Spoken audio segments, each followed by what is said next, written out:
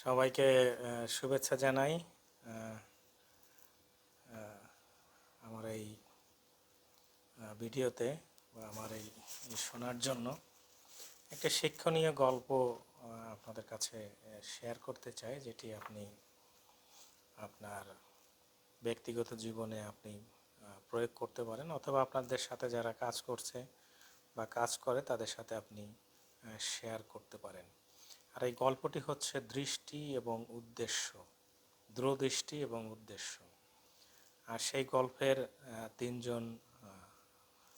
তিনজনের ভূমিকা রয়েছে এবং তিনজন তিন রকম তারা কথা বলেছে।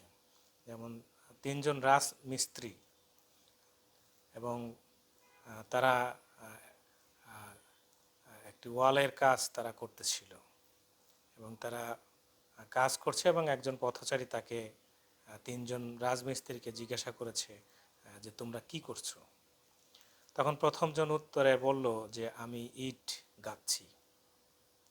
আর সে নর্মালি যেটা করছে সেটাই সে বলেছে। দ্বিতীয়জন সে উত্তরে বলছে যে আমি একটি দেয়াল তৈরি করছি। প্রথমজন থেকে তার যে দৃষ্টি বা সে যে উদ্দেশ্য বা সে যে কাজটা করছে একটু বড় করে সে বলেছে। এবং তৃতীয়জন সে উত্তর করেছে যে আমি একটি মহৎ কাজ করছি, আর সেটি হলো আমি একটি মসজিদ তৈরি করছি। তো এখানে যে বিষয়টি উল্লেখযোগ্য, বা আমি একটি গির্জা আমি তৈরি করছি অথবা আমি একটি মন্দির তৈরি করছি, তো তৃতীয় জনের যে দূরদৃষ্টি সেটা আমার একটি বিশেষ লক্ষণীয় বিষয়, যে আমরা তিনজনে একই কাজ করছি কিন্তু সে বিষয়টিকে বড় করে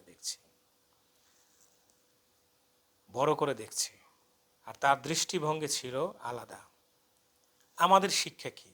যখন আমরা আমাদের কাজকে একটি বৃহৎ উদ্দেশ্যের অংশ হিসেবে দেখি, তখন আমরা আরও অনুপ্রাণিত হই এবং এই কাজকে নিয়ে আমরা গর্ববোধ করি, তখন আমরা প্রাউড ফিল করি।